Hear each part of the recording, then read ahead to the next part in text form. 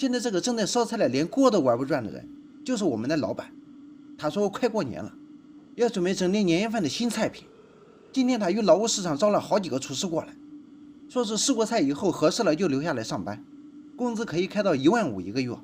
如果厨师试的菜能够被选中放在店里年夜饭的菜单上，每个被选中的菜还可以给到1000块钱的奖励。来试菜的几个厨师一听这话都纷纷大显身手。今天试菜的主要食材是虾，其中一个师傅做的卤味大虾，无论是色香味型还是定价以及利润空间都非常不错。跟着有才的镜头一起来看看这道菜到底能不能上到年夜饭的菜单上。今天为了给厨师试菜，老板也是很大方的准备了很多大虾。只见这个试菜的师傅一手抠住虾头，一手扳住虾身，轻轻一拧一转，虾线就被抽出来了。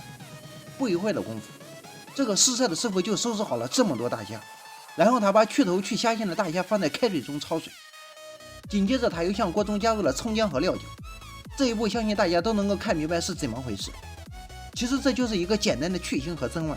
然后他又用勺子挖动大虾上下翻动，正所谓外行看热闹，内行看门道，就是这么一个简简单单的动作，我们就可以看出这个试菜师傅对细节的把控之精准。上下翻动可以让所有大虾受热均匀，成熟时间一致，只有成熟时间一致才能够保证大虾的口感整体统一。大虾在水中煮了90秒左右，试菜的师傅就把它们捞出来冲凉了。为啥要捞出来冲凉呢？老板也在现场有意无意地向试菜师傅请教。试菜的师傅说，虾肉只有经过迅速的降温，其口感才会变得滑嫩鲜香，又因为热胀冷缩的缘故，其口感就会变得比较有弹性，而不是软绵绵的那种。从试菜师傅的回答中可以看出，这个师傅真的是有2把刷子的，不但知其然还知其所以然。闲话少叙，精彩继续。试菜的师傅把冲凉后的大虾倒入漏勺沥去水分后，又开始了下一步的操作。只见他戴上了一次性手套，一手握着虾尾转圈，一手在虾节处一扒拉，虾壳的前端就脱落了。然后他又轻轻的在虾尾处一挤，虾尾处的虾壳也脱落了，一个完整的虾仁就出现了。从那娴熟而快速的手法中可以判断，这个菜如果不是做过很多遍，很难有这种驾轻就熟的感觉。同样的手法，同样的步骤，大概5分钟的时间都不到，试菜的师傅就把所有大虾的虾壳去除干净了。然后他又准备了几个大蒜拍散做辅料，其他的辅料还有香葱和姜片。然后他又准备了2个小米辣，好几片香叶，1小片白芷，桂皮2小段，八角4颗，花椒粒1小撮，小茴香1小撮，陈皮好几片。看到这里，你能想象出这个试菜师傅会怎么制作这道菜吗？反正我是想象不到，因为咱也确实没见过制作大虾还要用卤料的。闲话少说，跟着镜头继续往下看。只见试菜的师傅已经打开了灶火，准备烹饪。他向锅中加入了极少量的大豆油，然后下入姜片扒拉了几下，紧接着他又把拍裂开的大蒜子和香葱放入了锅中，继续扒拉。待葱姜蒜的香味出来后，下入卤料，又扒拉了10秒钟左右。只见他向锅中加入了适量的水，又加入了一些冰糖，老抽这么多，生抽半勺，盐这么多。锅中的水开后，他又加入了1把香菜，然后他把火调小，放在煤气灶上小火炖了15分钟左右。他说卤料一定要用小火炖一下才能出味。利用炖卤料的时间，他又拿了个西兰花进行改刀，然后把改刀后的西兰花放在油盐水中焯烫，大约90秒后，试菜师傅把焯熟的西兰花捞出冲凉并沥干了水分。镜头继续跟进，锅中的卤汁已经炖了15分钟了。只见试菜的师傅又向锅中加入了适量的13香，少量的胡椒粉，不少量的蚝油，最后他又加了这么多香醋，这么多盐，稍搅和一下化开调料后，他就把卤汁倒出来了。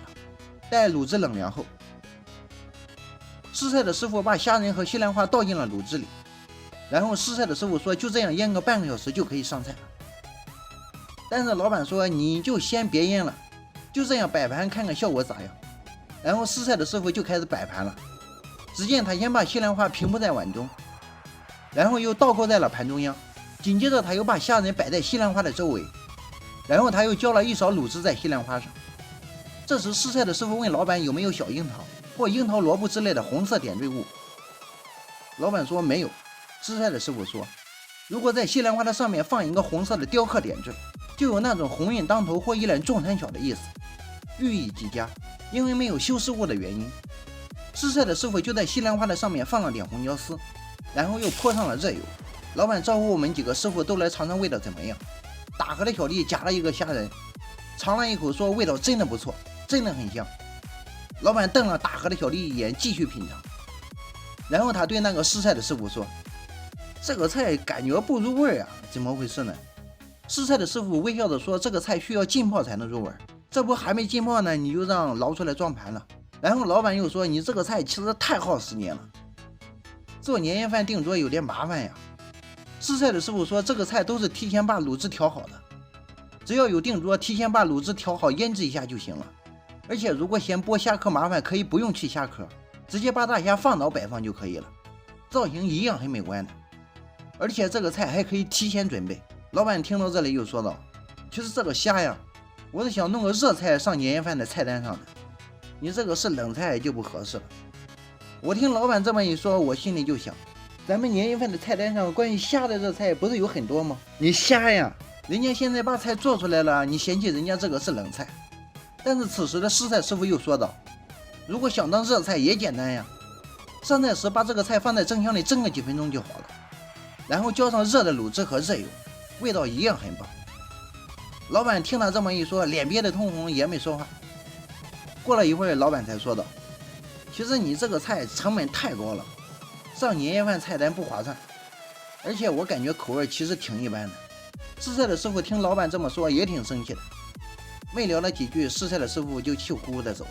等试菜的师傅走后，老板对我们说：“这个菜味道其实还可以哈。”看到这里，你感觉老板这个人怎么样呢？他为什么不愿意把这个菜上到年夜饭的菜单上呢？他为什么对试菜师傅提了这么多反对的意见呢？既然他认可试菜师傅的手艺，他为什么没有把试菜师傅留下来呢？甚至说一点都不想这个试菜师傅留下来呢？欢迎在评论区留言说出你的看法。